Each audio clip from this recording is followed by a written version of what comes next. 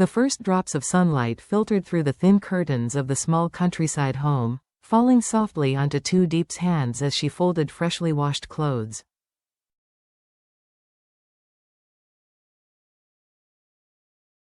The morning breeze carried the faint fragrance of rain-soaked rice fields, a calm, almost sacred peace, the kind that comes only after surviving many storms.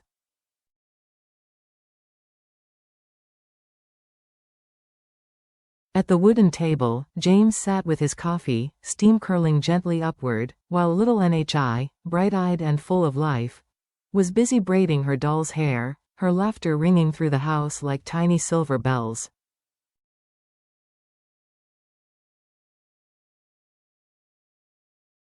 For months, their lives had been marked by hardship, yet filled with quiet joy. James still worked tirelessly day and night, rebuilding the small business he had lost, while Diep had recently begun her new job at a local shop.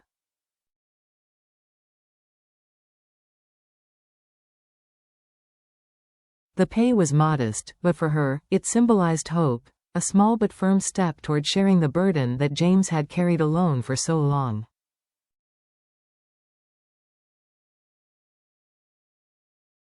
That morning, Diep received her very first salary.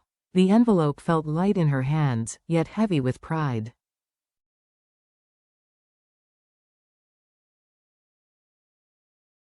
She had earned this, not just through effort, but through courage. Without a word, she tucked the envelope into her bag and made her way to the town market.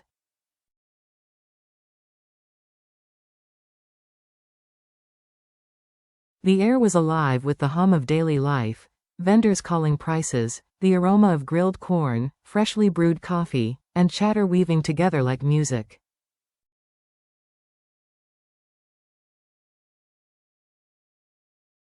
Diep stopped before a small stall that sold warm clothes. Her eyes lingered on a gray woolen scarf, soft, simple, familiar.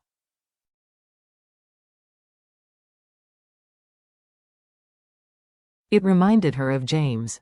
He always forgets his coat, she murmured with a fond smile.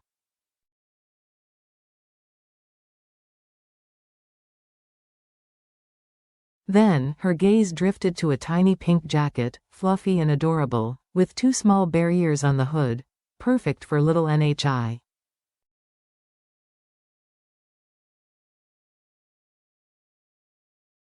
She could already picture the child's eyes lighting up with joy.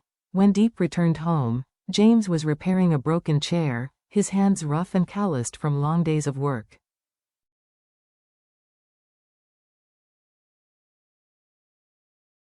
Nhi ran to her, clinging to her legs, her voice bubbling with curiosity. "Mommy, what did you buy?"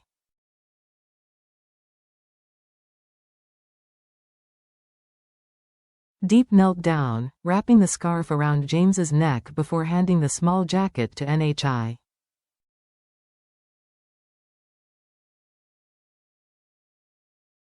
"Just something small," she said softly. "To keep my family warm." For a moment, James was speechless.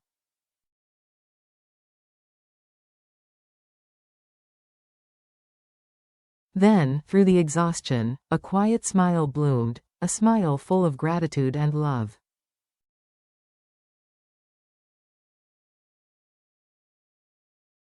In that instant, their little house seemed to glow with warmth, richer than any fire.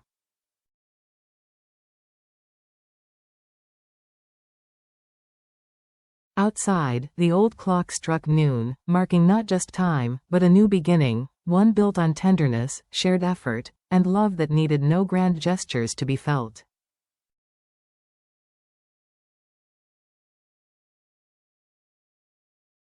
It was late afternoon when the creak of the gate broke the calm. James looked up from the garden, startled to see Nhi's grandmother standing there, her posture straight, her face calm but distant, an umbrella in her hand though the sky was perfectly clear.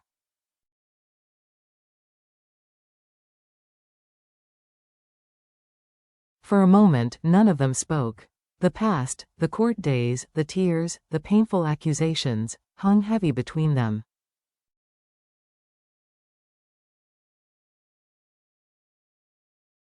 Mother, James said quietly, wiping his hands, his voice steady yet hesitant. Deep appeared behind him, holding Nye's small hand.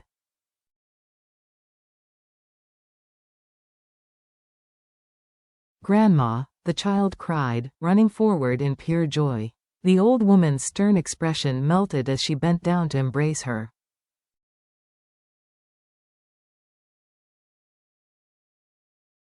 You've grown, my dear, she whispered, brushing a strand of hair from Nye's forehead.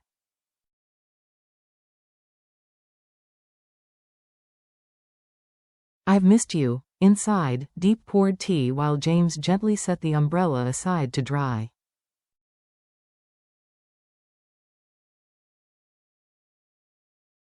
The house was simple but warm, the faint aroma of lunch lingering in the air. On the wall hung a hand-drawn picture of the three of them, crayon strokes full of love.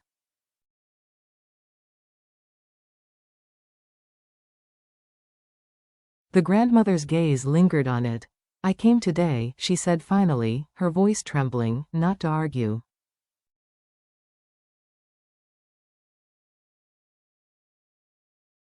I wanted to see if what I heard was true, that you've built a real home together, that my granddaughter is happy here.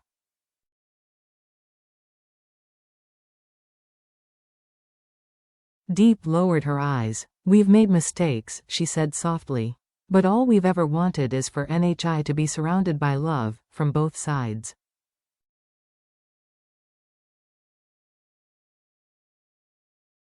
The old woman studied Deep for a long moment, then turned to James, his once proud face now marked by humility and devotion.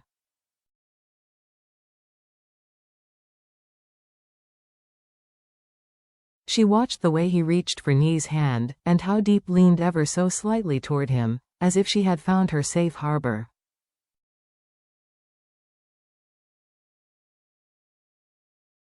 When NHI climbed into her lap, proudly showing the new pink jacket, the grandmother's eyes glistened.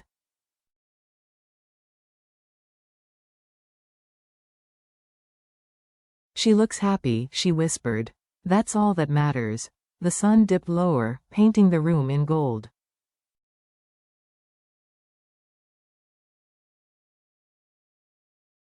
Love doesn't need to be spoken loudly, the grandmother said at last. I can see it here.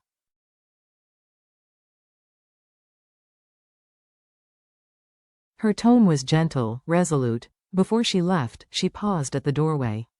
Take care of each other.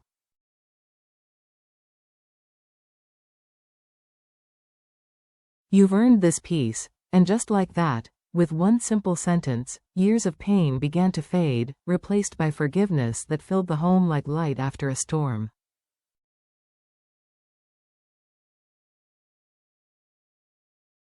Days later, the grandmother returned again. Deep froze when she saw her at the gate, clutching a small cloth bag.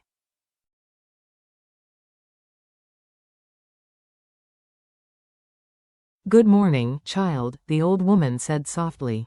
Deep quickly stepped aside. Please, come in, grandmother.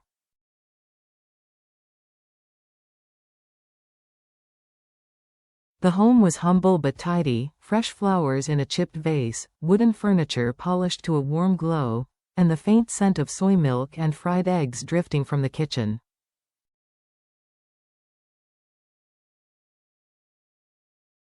James emerged, surprised but respectful. Mother, he greeted, bowing slightly. Silence lingered, thick with memory, until NHI burst in, breaking it like sunlight through rain.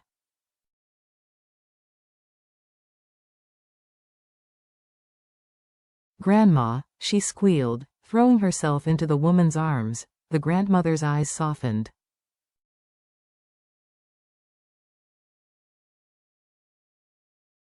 My dear girl, she murmured. You've grown so much. They sat together over lotus tea that Deep and NHI had picked from the nearby lake.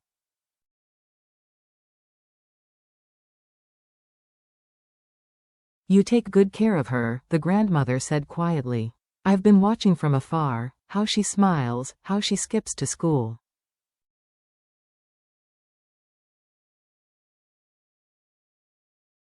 I see the love here, even without words. James bowed his head. Mother, NHI means everything to us.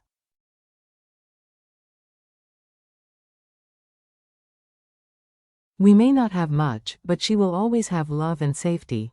Tears glimmered in the grandmother's eyes.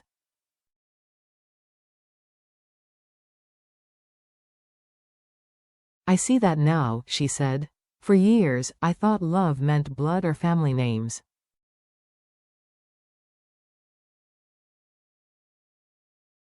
But maybe love is simply about who shows up, who stays. Then she smiled, a rare, genuine smile that softened her lined face.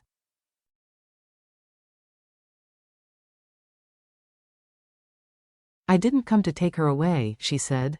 I came to let her stay. Deep gasped, covering her mouth.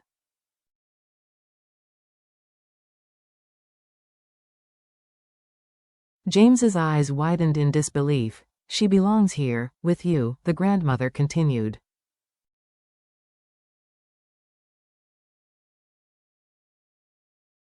She's happy. That's all that matters. Tears rolled down Deep's cheeks as the old woman reached for her hand.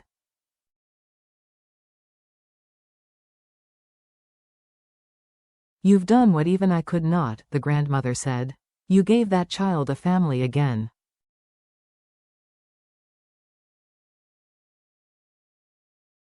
At that moment, NHI climbed onto her grandmother's lap, proudly showing a small paper heart.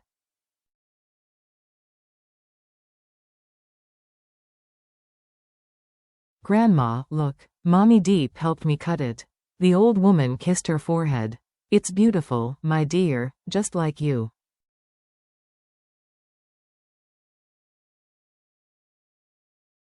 Laughter filled the room, soft, real, healing. When evening came, James walked the grandmother to the gate.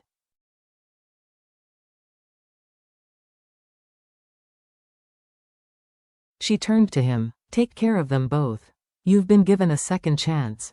Don't waste it.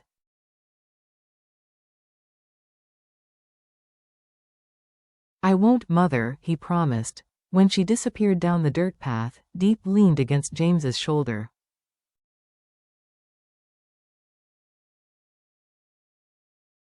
Did that really happen? He smiled, brushing a tear from her cheek. Yes, he whispered.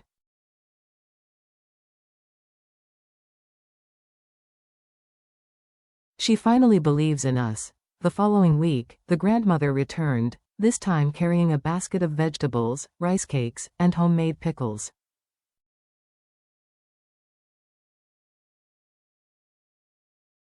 I thought I'd come back to help with dinner, she said warmly.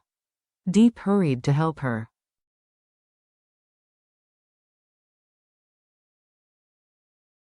You didn't have to bring anything. Nonsense, the old woman laughed. It's been too long since I've cooked with family.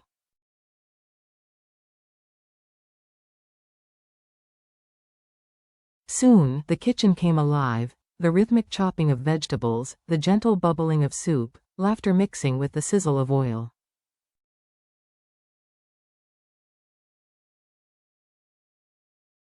Three generations stood side by side, the grandmother slicing, James washing rice, Deep kneading dough, and NHI, perched on a stool, stirring the soup with solemn concentration.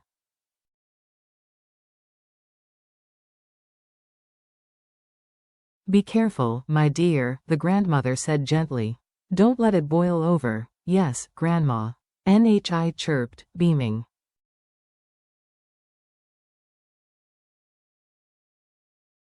The dishes were simple: steamed vegetables, tofu in tomato sauce, fragrant rice grown by Deep's own hands, but to them, it felt like a royal banquet.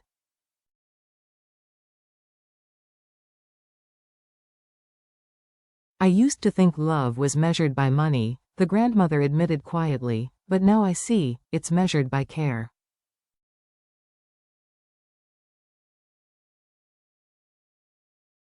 Deep smiled softly. We don't have much, grandmother. But we have each other. That's enough.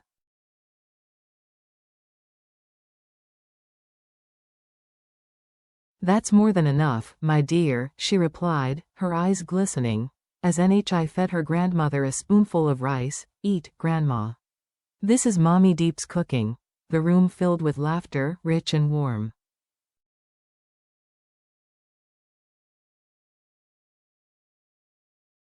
Outside, night settled over the quiet countryside, and stars shimmered above.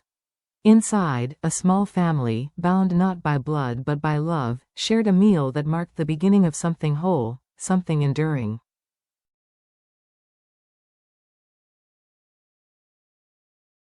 Weeks later, when Deep received her first salary from the small agricultural business she and James had started together, she smiled with quiet pride.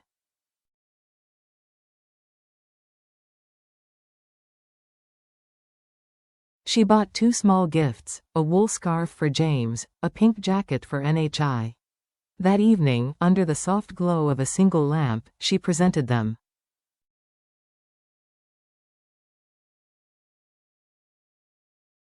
"My first salary," she said.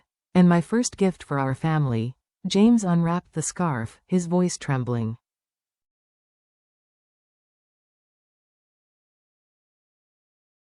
"You shouldn't have." "I wanted to," she replied. "To keep you warm." NHI squealed with delight as she unwrapped her pink jacket.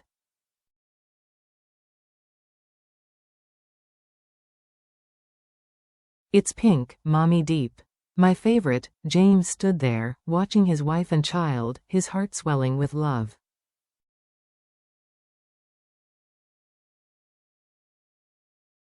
Pulling them both close, he whispered, This is what real success feels like."